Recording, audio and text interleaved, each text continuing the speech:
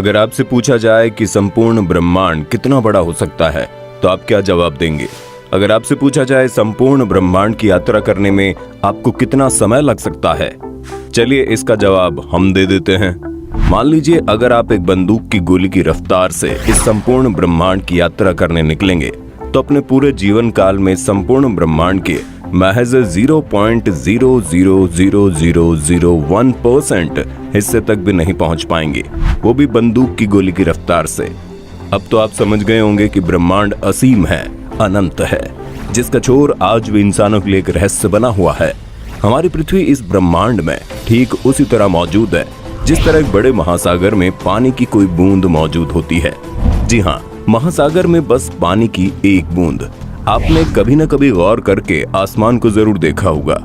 रात के समय में आसमान में अनगिनत तारे टिमटिमाते हुए दिखाई देते हैं। ब्रह्मांड में न जाने कितनी गैलेक्सीज मौजूद होंगी और उन्हीं में से एक गैलेक्सी का नाम है आकाश गंगा। और इसी आकाश गंगा में किसी धूल के कण की तरह मौजूद है हमारी पृथ्वी, जिसमें हम रहते हैं। रात में हमें जो तारे दिखाई देते हैं वो इस जगह के तारे होते हैं। बहुत विशाल है हमारी आकाश गंगा।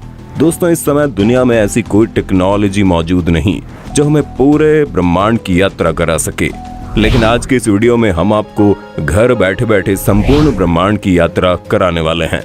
आप बिल्कुल रिलैक्स हो जाइए और दिल थाम के बैठिए, क्योंकि खतरों से भरा हुआ ये सफर अब शुरू होने वाला है। और अब हम अपनी पृथ्वी को छोड़कर जा रहे हैं और ये देखिए, पृथ्वी से थोड़ी ही ऊंचाई पर जाने पर नीले और हरे कलर की एक परत दिखाई देने लगती है। और अब हम पहुंच चुके हैं इंटरनेशनल स्पेस स्टेशन पर। अंतरिक्ष में इंसानों द्वारा बनाई गई ये सबसे बड़ी चीज है। आपने कई हॉलीवुड फिल्मों में इसे जरूर देखा होगा। अंतरिक्ष में जब कभी भी किसी रॉकेट या उपग्रह को इमरजेंसी मदद की जरूरत पड़ती है तो इंटरनेशनल स्पेस स्टेशन इसे फ्यूल और अन्य चीजें मुहैया करवाता है। आपको ये जानकर हैरानी होगी कि इंटरनेशनल स्पेस स्टेशन 27,580 किलोमीटर प्रति घंटे की रफ्तार से पृथ्वी के चक्कर काट रहा है और ये पृथ्वी की सतह से लगभग 400 किलोमीटर ऊंचाई पर घूम रहा है। हम आपको बता दें, पूरे 24 घंटे में ये पृथ्वी के 16 चक्कर पूरे कर लेता है। इंटरनेशनल स्पेस स्टेशन से थोड़ा और ऊपर जाने पर हमें बहुत सारे सैटेलाइट का जाल दिखाई देता है। यहाँ इंसानों द्वारा बनाए गए हजारों सैटेलाइट पृथ्वी की परिक्रमा कर रहे हैं। आप भली भांति जानते हैं कि सैटेलाइट की मदद से ही हम लोग मोबाइल, टीवी, रेडियो आदि सुन पाते हैं। और अब हम पहुंचने वाले हैं चांद पर। हम आपको बता दें, चांद पर हमसे पहले भी 12 अंतरिक्ष यात्री पहुंच चुके हैं। चांद पर पहला कदम रखने वाले अंतरिक्ष यात्री नील आर्मस्ट्रॉन्ग को भला कौन नहीं जानता। उनका कदम आज भी इस चंद्रमा की सतह पर साफ साफ देखे जा सकते हैं। चूंकि चांद पर वायुमंडल नहीं है, इसलिए नील आर्मस्ट्रॉन्ग के कदम सदियों तक यूं ही इंसानों की दास्तां बयां करते रहेंगे। चंद्रमा से पृथ्वी की दूरी 4 लाख किलोमीटर है। और अब जरा चांद से पृथ्वी का नजारा भी देख लीजिए। वाह, क्या बात है। चंद्रमा की सतह को ध्यान से देखने पर यह किसी जंग का मैदान लगता है। न जाने कितने अरबों सालों से चंद्रमा धूमकेतु और क्षुद्र ग्रहों की मार को झेल रहा है। जिस तरह पृथ्वी का कवच उसका वायुमंडल माना जाता है, जो किसी पहरेदार की तरह अंतरिक्ष से आने वाली चट्टानों, अल्फा ग्रहों से पृथ्वी की रक्षा करता है। लेकिन चंद्रमा पर इस तरह का कोई भी वायुमंडल नहीं है जो उसकी रक्षा कर सके। और अब हम पहुंच चुके हैं हमारे सौर मंडल के सबसे चमकीले ग्रह वीनस यानी शुक्र ग्रह पर। वीनस को पृथ्वी की छोटी बहन भी कहा जाता है और इसकी सबसे बड़ी वजह यह है कि वीनस भी पृथ्वी की तरह रॉकी प्लैनेट है और इसका गुरुत्वाकर्षण भी लगभग पृथ्वी के बराबर है। लेकिन हम आपको बता दें, ये ग्रह किसी नरक से कम नहीं, क्योंकि इस ग्रह पर सल्फ्यूरिक अम्ल की वर्षा होती है। सल्फ्यूरिक अम्ल से तो आप भलीभांति परिचित होंगे। अगर इसकी एक बूंद भी हमारी स्किन पर गिर जाए ना तो हमारी स्किन जल जाती है। तो जरा सोचिए, सल्फ्यूरिक अम्ल की बारिश में क्या हाल होगा। वीनस ग्रह पर सूरज की रोशनी भारी मात्रा में आती है लेकिन वापस नहीं जा पाती, इसलिए इस ग्रह का तापमान लगभग 470 डिग्री सेल्सियस होता है। और यही कारण है कि वीनस ग्रह पर सबसे ज्यादा ज्वालामुखी पाए जाते हैं। वीनस प्लैनेट से आगे अब हम बुध ग्रह पर पहुंच चुके हैं। गौर से देखने पर इसकी सतह भी चंद्रमा की तरह दिखाई देती है। ये ग्रह सूर्य के सबसे निकट पाया जाता है, इसलिए दिन के समय इसका तापमान 400 डिग्री सेल्सियस से भी ज्यादा हो जाता है। लेकिन आपको जानकर हैरानी होगी कि रात के समय बुध ग्रह पर तापमान -170 डिग्री सेल्सियस पहुंच जाता है। ये वाकई हैरान करने वाला है। दिन और रात के टेम्परेचर में इतना ज्यादा फर्क शायद ही किसी ग्रह में पाया जाता है। चलिए अब आगे बढ़ते हैं और अब हम पहुंच चुके हैं अपनी पृथ्वी के आधार यानी सूरज पर, क्योंकि सूरज के बिना जीवन की कल्पना कर पाना असंभव है। पृथ्वी से सूरज की दूरी तकरीबन 150 मिलियन किलोमीटर है। भले ही पृथ्वी से देखने पर सूर्य हमें एक फुटबॉल के बराबर दिखाई देता है, लेकिन ये इतना बड़ा है कि इसमें जाने कितनी पृथ्वियां समा सकती है। सूर्य की ग्रेविटी इतनी ज्यादा है कि पूरे सोलर सिस्टम को कंट्रोल कर रही है। सूरज के आसपास आज तक कोई नहीं पहुंच पाया, क्योंकि इसके अंदर इतनी गर्मी है कि ये कायनात की किसी भी चीज को महज कुछ ही माइक्रो सेकंड्स में पिघलाकर पानी कर सकता है। अपनी यात्रा को आगे बढ़ाते हुए हम पहुंच चुके हैं अब पृथ्वी के सबसे निकटतम ग्रह यानी मंगल ग्रह पर। मंगल ग्रह की मिट्टी लाल रंग की है, इसलिए इसे लाल ग्रह भी कहते हैं। पृथ्वी के बाद अगर किसी ग्रह पर जीवन की कल्पना की जा सकती है तो वो मंगल ग्रह ही है। वैज्ञानिकों का कहना है कि मंगल ग्रह हमारा पास्ट है और कहीं न कहीं निकटतम भविष्य में मंगल ग्रह पर जीवन की कल्पना की जा सकती है। कई वैज्ञानिकों का मानना है कि अतीत में मंगल ग्रह पर भी हमारी पृथ्वी की तरह समुद्र, नदियां और झील, झरने हुआ करते थे। बहुत सारे वैज्ञानिकों ने मंगल ग्रह पर डेरा डालकर रखा है और वो लगातार रिसर्च कर रहे हैं ताकि निकट भविष्य में मंगल ग्रह पर बस्तियां बसाई जा सकें।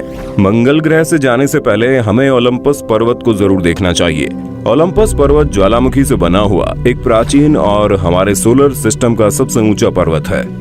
इसकी ऊंचाई 25 किलोमीटर से भी ज्यादा है, जो हमारी पृथ्वी के माउंट एवरेस्ट से करीब 3 गुना ज्यादा ऊंची है। जिस तरह पृथ्वी से आसमान के तारे दिखाई देते हैं, ठीक उसी तरह मंगल ग्रह से हमारी पृथ्वी तक एक छोटे बिंदु की तरह दिखाई देती है। और अब आप थोड़ा सावधान हो जाइए, क्योंकि अब हम मंगल और बृहस्पति के बीच पाए जाने वाले क्षुद्र ग्रहों के बीच पहुंच चुके हैं। और ये है हमारे सोलर सिस्टम का सबसे बड़ा ग्रह जुपिटर। और ये जुपिटर की सतह पर पाया जाने वाला धब्बा लाल कलर का, जो हमारी पृथ्वी से 3 गुना ज्यादा बड़ा है। और अब हम पहुंच चुके हैं सौरमंडल के सबसे खूबसूरत ग्रह शनि पर। इसके चारों ओर रिंग जैसी आकृति का ये वलय वाकई में देखने लायक है। आपको ये जानकर हैरानी होगी कि शनि ग्रह के छल्ले उसकी सतह से लाखों किलोमीटर ऊपर तक फैले हुए हैं। यूरेनस और नेपच्यून को पार करने के बाद और प्लूटो से गुजरते हुए अब हम अपने सोलर सिस्टम से बाहर इंटरस्टेलर स्पेस में प्रवेश कर चुके हैं। यहाँ हमारी मुलाकात होती है वॉयागर 1 स्पेसक्राफ्ट से। ये एकमात्र क्राफ्ट है जो इंसानों द्वारा बनाई गई सबसे दूर मौजूद चीज है। इस समय पृथ्वी से 19 अरब किलोमीटर दूर पहुंच चुका है। अपने इस रोमांचकारी यात्रा में हम इतने आगे आ चुके हैं कि यहाँ से हमारी पृथ्वी आंखों से ओझल हो गई है और सूर्य किसी बिंदु की तरह दिखाई दे रहा है। लेकिन अभी भी इतनी दूरी पर सूर्य की ग्रेविटी महसूस की जा सकती है। धूमकेतु का एक विशाल बादल हमारे सौरमंडल को चारों तरफ से घेरे हुए हैं, जिसमें अरबों खरबों धूमकेतु मौजूद है।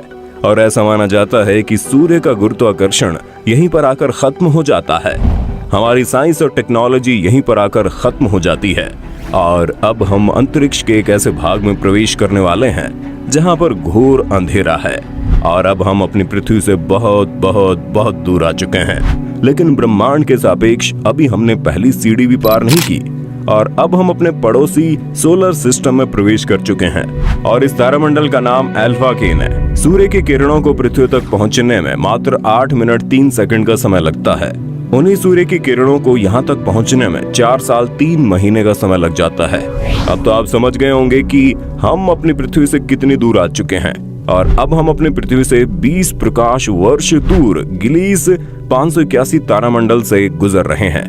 इस तारामंडल का एक ग्रह देखने में बिल्कुल हमारी पृथ्वी की तरह दिखाई देता है और यहाँ पर एलियंस के होने की सबसे ज्यादा संभावना मानी जाती है। हमारी आकाश गंगा में इस तरह के अरबों तारे मौजूद है, जिनमें सूर्य भी एक है, जिनकी यात्रा करना तो दूर, पूरे इंसानी जीवन काल में सभी की गिनती कर पाना भी असंभव है।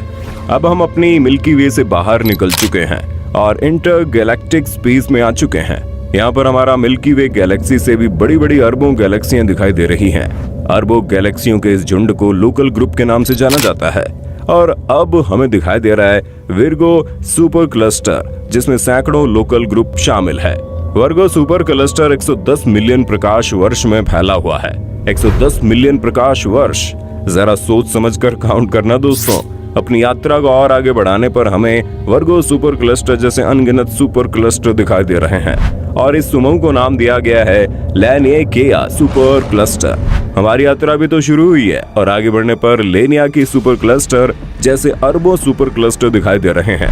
और ये रहा हमारा मानक ब्रह्मांड, जिसमें हमारा लैनियाकिया सुपर क्लस्टर एक छोटे से बिंदु के समान दिखाई दे रहा है। और अब अगर मैं आपसे पूछूं इसमें हमारा सौरमंडल कहाँ पर है, चलिए सौरमंडल तो दूर, अगर मैं आपसे पूछूं इसमें हमारी मिल्की वे कहाँ पर है, तो आप डेफिनेटली नहीं बता पाएंगे। और ये हमारा अनुमानित ब्रह्मांड है। कई वैज्ञानिकों का कहना है कि हमारे ब्रह्मांड के अलावा और भी कई अनंत ब्रह्मांड हो सकते हैं, जिनका आज तक हमें कोई अंदाजा नहीं। तो दोस्तों, ये थी हमारी यहाँ तक की अंतरिक्ष यात्रा। अब आप में से कई लोग सोच रहे होंगे यहाँ से वापस घर जाने का रास्ता कौन बताएगा, तो हम आपको बता दें यहाँ तक आने के बाद वापस घर जाना नामुमकिन है। तो दोस्तों, आज की वीडियो में बस इतना ही। आपको ये अंतरिक्ष यात्रा कैसी लगी कमेंट करके बताइएगा। Thank you.